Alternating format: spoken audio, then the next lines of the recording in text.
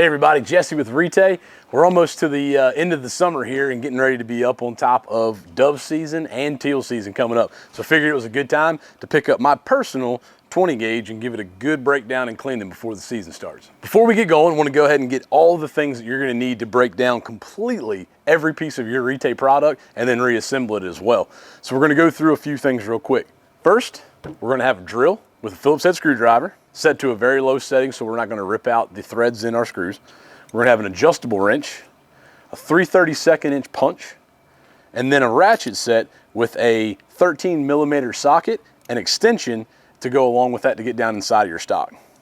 We also are going to have 80 below, which is a product that we use here at Retay, a little bit of rail grease, some shop rags, and also some cleaning patches with a 20 gauge bore brush barrel cleaning kit.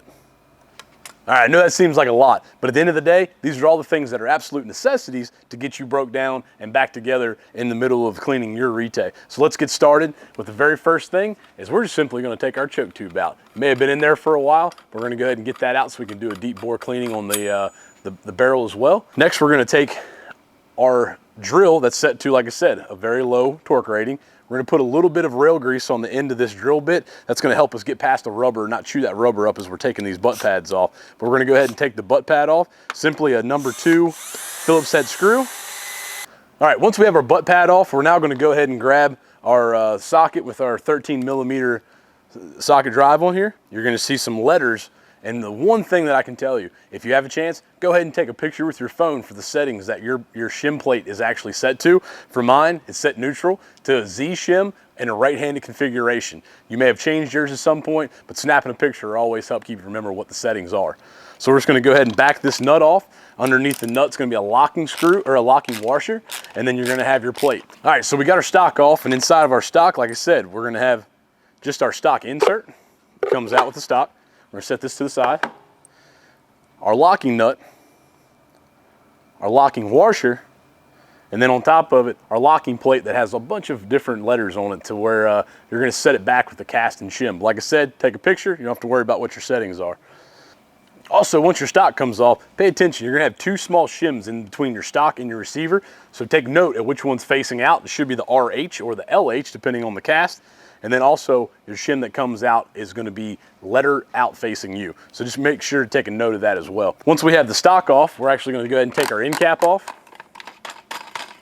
Set it to the side. Plugs, gentlemen, here's your plug. It's located in the end of your magazine tube. At the end of the day, please don't forget this. This is going to cost you a little bit of money with the game warden, and it's such a simple piece. If you guys don't have these anymore and you're looking for one, head over to shop.retay.com and we have a full stock ready to go for the season. So next we're going to go ahead and grab onto our barrel and forearm, pull our barrel and forearm off, press the bolt release, and we're going to slide our bolt out the end. So at this point, you're going to have nothing but the magazine tube, the buffer tube, and our trigger group left in. If you have a Masai Mara, we're going to simply press and pull out our trigger group. If you have a Gordian, you're going to go ahead and just punch that pin out of the center to get your trigger group removed. So now we're going to go break into the buffer tube. Personally, we have a nice little vise here which has some rubber grips on it to just kind of shear everything up, but it's also not going to rip up our receiver. So we're going to grab our punch and we're going to put it through the 2 holes that are actually here in the buffer tube, and it helps with the compression that's with that spring. There's a spring and a plunger inside the buffer tube, and you don't want that spring just shooting out at you and losing parts everywhere. So on the end of the buffer tube is actually an end cap that has 2 flat spots for a crescent wrench to go in, and you're simply just going to take the crescent wrench and righty-tighty, lefty-loosey, loosen that crescent wrench up, and you're going to spin off the end cap. And with your plunger still in place, that spring's not going to shoot out at you. Now, for me, I like to take my hand over the end of the spring, pull out that punch, and then that way your buffer tube and your plunger come out in one nice little piece. So we got our buffer tube all torn apart now, and now we're going to jump into the mag tube. So at the end of your mag tube, you're going to have a mag tube cap, just like that was in the end of the buffer tube. That has 2 flat spots. Take your adjustable wrench, and we're going to go ahead and take that off. Now, there is no set screw locations to where you can put a punch through or anything, but it's not under a super lot of tension. Just make sure you keep your hand over the cap while you're taking it off. So once we get this cap loosened up, like I said, it is under tension, and we are going to have to put our hand over the top of it to make sure the spring doesn't come flying out. But not really that bad. You're going to loosen it up, keeping 2 hands on, and then your spring, and then also your follower will be coming out of your magazine tube. So, like I said, a lot of years of grit and dirt and unburnt powder can be inside of here, so we want to make sure that we get this one cleaned out as well. Before we go back to reinstallation on the buffer tube and the mag tube, I like to take just a little cleaning patch. We're going to take a little bit of 80 below, give it a nice little spray on there, and then we're going to take our 20 gauge brush bristle that actually pushes right down inside of this buffer tube, comes out the other end, as you can tell. It's pretty nasty. And then we're going to do the same thing to the magazine tube, making sure to clean any debris out of that side as well. Okay, so once you get these tubes nice and cleaned out, we're going to throw it back in the vise here, and then we're going to start reassembling. So for our magazine tube, we're going to take our follower, put our follower back in first. The larger of the two springs, which is your magazine tube spring, we're going to put that back in, and then we're going to take our end cap that has a little bit of a recessed bottom to it, set it over our spring, and just simply screw it back home.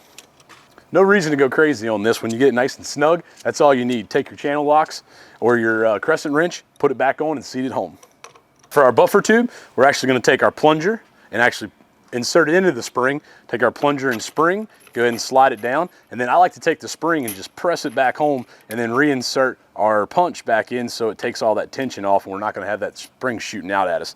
Take your buffer tube end cap, press down on your spring, and you're going to go ahead and twist this back on, doing the same thing. You want to snug it down, take your crescent wrench, tighten it down to where it stops, and then you're good. For probably the dirtiest part of my gun, we're going to actually work on the inside of the receiver at this point. So once again, going back to our 80 below solvent, just spraying a little bit on the inside of the rails, and then I'm actually going to go back to this little toothbrush and work in one of our shop rags to get into all these crevices, getting all this extra debris. I think I might even have some feathers in there, I'm not sure. But get all this thing cleaned out and make sure that we're nice and clean, ready to go for the year. Now, with that being said, the reason we use products like 80 below, it is a non-lithium based product. So for us during middle and end of the seasons, we're extremely low temperatures in our area. So with any lithium product that you put on your rails or you're putting in your spring system, that's actually going to congeal at a certain point and make it a lot harder for our inertia system to work back and forth. That goes with a lot of guns actually. So using a high quality product, this is actually 80 below 0 is what the gel rating is for this product. So we like to use things that are making sure that during the heart of the season, we're not running into any issues. Now that we've got our magazine tube and our buffer tube clean, let's go on to the trigger group. So the trigger could have a bunch of things down inside of it, but the one thing you don't need to do is take this trigger apart. There's plenty of room in there just to take a little bit of solvent, spray inside, and then blow this out with a compressed air out of a can. Maybe it's an air compressor, but there is no need to take this apart. Once you take the center pin out of this, this is all under tension, is going to create a lot of stress. One thing that I do is actually take my safety off, put my thumb over top of the hammer, and that way you can access inside of there a little bit more. Even as easy as taking a little bit of a toothbrush or a wire brush inside of here to clean all the loose debris out, and then you're going to be able to spray it out, throw a little bit of air to it, and put it right back together. Make sure to leave your trigger group off of safety, and then you're going to click back home, and that way you can reset it, obviously returning it to safety. I'm going to go ahead and blow this off real quick. So now that we got our trigger group all reinstalled, just like any other Masai Mara in the world, you have to press and hold the bolt release down. Take your trigger group and send it back home. For our bolts configuration, I also just take a little bit of our 80 below. I like to spray inside of here a little bit just to get on the face. If you really need to do a full deep cleaning on this bolt, please refer to the link below, and we have a link to a full breakdown of our bolt assemblies. So we got a nice clean bolt, nice clean trigger group. We're gonna go ahead and just slide our bolt back in, and I like to go ahead and just lock it into the back of the receiver. Now on a Gordian, you're not gonna be able to do that. You actually have to leave your Gordian bolt forward for the reassembly of your barrel. Obviously, this is the hard part. I've got quite a bit of gunk in there. So I'm just gonna take my 80 below solvent, spray it down in there, and then I'm gonna go ahead and work this back and forth with a wire brush, and then again with a cleaning swab to make sure this thing's all clean for the year. All right, so reinstalling our choke tubes. We've got our barrel nice and clean now. We actually have a little bit of what is considered choke tube grease here, and we're just gonna take and put a little bit around the threads so we don't actually have any chance of these things seizing up when all that mid-season dirt and grime gets back into our guns. So we're gonna go ahead and spin this down on there and wipe off any excess grease, and our barrel's about ready to go back on. Now that our barrel's good to go, put our forearm back on. We're gonna reinstall this back onto the receiver. I like to do this because you can actually set your end of your barrel back down on the ground to put the stock back on. So once again, remember, plug. Gentlemen, ladies, put your plugs back in. You wanna see Mr. Green Jeans out there. Put your plugs back in, end cap back on. Guns on safety, obviously unloaded. We want to go ahead and make sure our bolt's back. And then we're gonna go back to the first two things that fell out of our stock when we took it apart, which is gonna be our shims. For me, it's a Z configuration and an RH. We're gonna take the smaller nub side, and that's gonna go down to our receiver. So when we reinstall these, you're actually gonna be able to set these back flush onto the receiver, so there's actually no gap in between. Next, we're gonna take our stock, reinsert our stock on, and then this is where those three little parts that came out first come into play. Go back to that picture that you snapped on your phone and remember the configuration of what letters were up and what letters were down. For me, again, it's gonna be a ZRH at the top, so I'm gonna go ahead and reinstall this back in together. All right, then it's your locking washer, and then it's gonna be your locking nut. We're just gonna make sure that we put these back on and get them snugged down real nice with our socket set.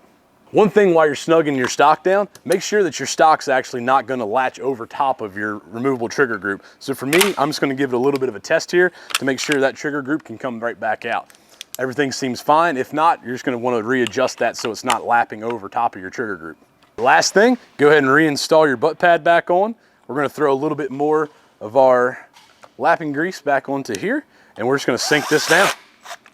All right, once your butt pad's back on, it's time to get after it. Hope you guys have a great season, and always follow along for more tips and tricks from Retay.